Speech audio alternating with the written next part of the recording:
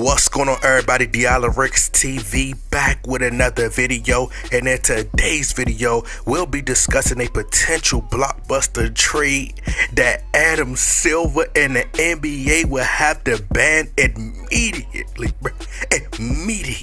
okay? Because it would just be completely unfair to not just the NBA and the fans, but society. Why? Because this Big Five is so dangerous that your phone would vibrate and shake like the hit stick on Madden, bruh. Like the hit stick on Madden every time this starting five step on the court and step on that NBA game floor, okay? Now this article is per Lakers Nation, and the headline reads, Lakers rumors, Eric Gordon, Buddy Hield, and Patrick Beverley still viewed as backup plans to Kyrie Irving. So the article goes on to say, most of the big offseason moves throughout the NBA have already been made, but the Los Angeles Lakers remain right in the middle of the potential big deals still to come. The team has been linked to the Brooklyn Nets point guard Kyrie Irving for quite some time, but the two sides have yet to come to an agreement on a trade for the All-Star.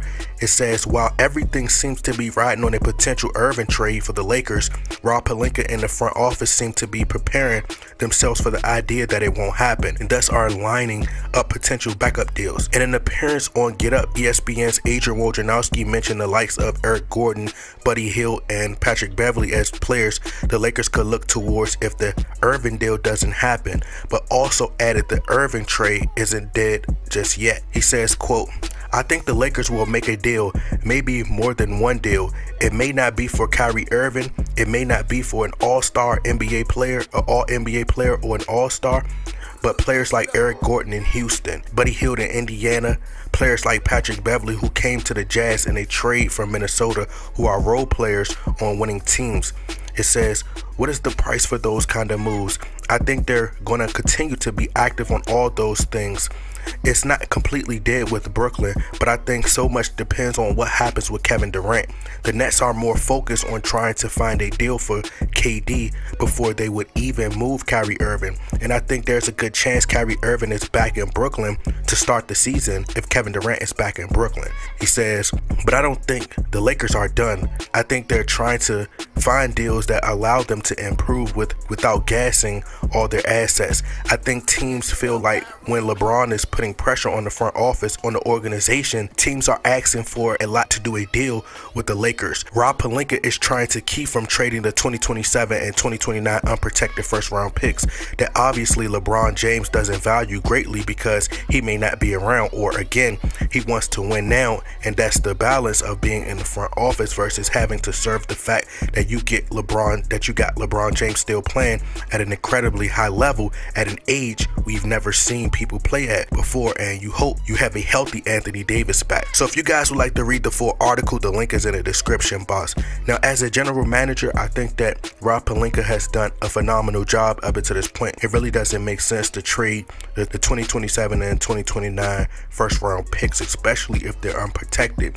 There's no need to go all out for LeBron James and trade for Kyrie Irving when LeBron James and Kyrie Irving could potentially walk in the off season, but as a general manager or just a fan of the game and just someone who has studied the game and picked the brain of many of the legends by just watching countless interviews, this would be an incredible fit.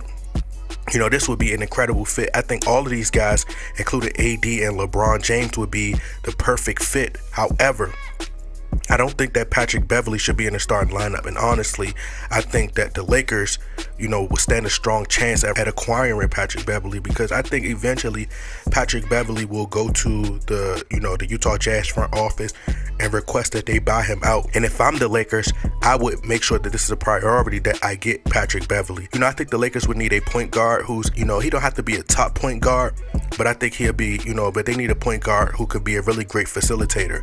Not necessarily a knockdown shooter, but someone who's, respectable from three and can play really good defense, could play really good on-ball defense. But we all know that LeBron James loves to be surrounded by snipers, and if you had Buddy Hield and Eric Gordon on both of the wings, it would be a deadly shootout at Crypto Arena. I think Patrick Beverley's intensity and competitiveness would just rub off on everybody on the team. And I could see this team possibly winning about at least 54 to 56 games at best.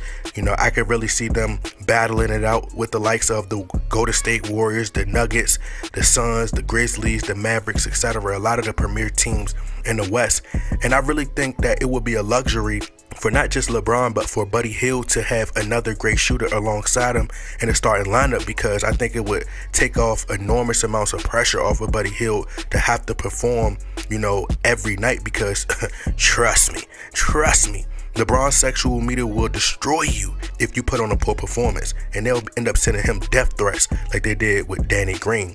But as far as Anthony Davis being so injury prone, I think that all these talented players being on one team, he wouldn't have to exert so much energy. You know, we know he doesn't like to play the 5, but he really doesn't have to dominate and put on these big numbers, you know, with this ferocious lineup. But anyway, y'all let me know what y'all think. Y'all get in that comment box, like, share, subscribe.